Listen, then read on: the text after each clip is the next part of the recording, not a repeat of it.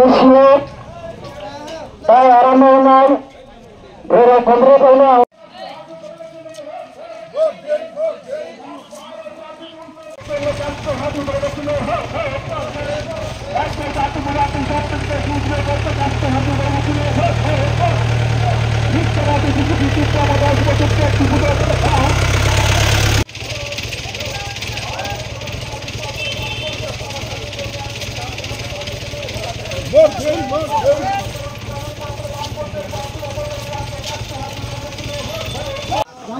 আসন্ন অষ্টাদশ লোকসভা নির্বাচন পূর্ব ত্রিপুরা আসনে ইন্ডিয়া ব্লক সমর্থিত সিপিআইএম প্রার্থী রিয়াংয়ের সমর্থনে আজকে আমরা আমবাসা মহকুমা সাড়ে 4 মাইলে আমাদের মিছিল এবং সভা হতে যাচ্ছে।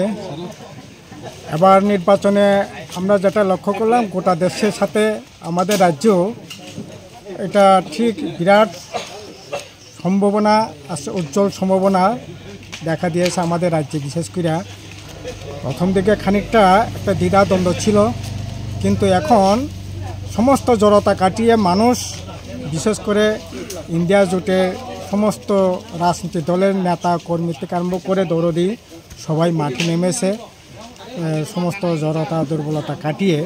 কারণ আজকে দেখছি গোটা দেশের মধ্যে ইন্ডিয়া জোটের যে সম্ভাবনা এটাও প্রকট হয়ে উঠছে।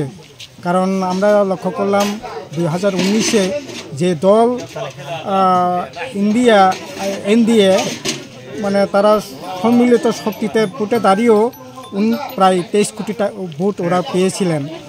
এবং ইন্ডিয়া ব্লক এখনকার যারা ইন্ডিয়া ব্লক, তখন তারা সবাই বিচ্ছিন্নভাবে যার করে দাঁড়িয়েছিলেন।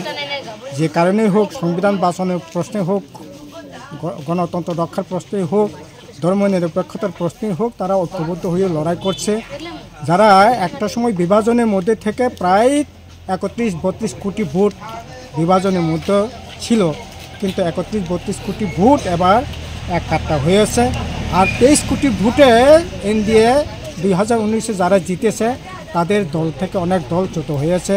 তামিলনাড়ুতে AIADMK, আপনার পাঞ্জাবে আপনার আকালি দল, মহারাষ্ট্রের শিবসেনা, এতে করে তাদের ভোটগুলো বিচ্ছিন্ন হচ্ছে আর ঐক্যবদ্ধ হচ্ছে ইন্ডিয়া জোটের ভোট।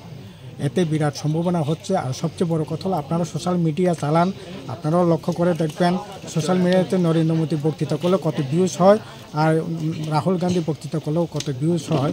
এটা সহজেই আপনারা ফলো করলে এটা লক্ষ্য করবেন। এবং পলিটিক্যাল অ্যানালাইসিসও যদি দেখেন, বিভিন্ন যে বিজেপি যে সমস্ত পরিচালিত চ্যানেলগুলি আপনার রাজনীতি যে দেন, তাহলে তার যে অ্যানালাইসিস করলে পরে তার ভিউজ কত হয়। আর অন্যান্য যারা ইন্ডিয়া জোটের পক্ষে যারা অ্যানালাইসিস করছে তাদের ভিউজ কত হয়। এতে সহজভাবে অনুমেয় যে এবার ইন্ডিয়া জোট ক্ষমতায় আসছে। আমাদের রাজ্যের ক্ষেত্রেও এটা বিরাট সম্ভাবনা তৈরি হচ্ছে।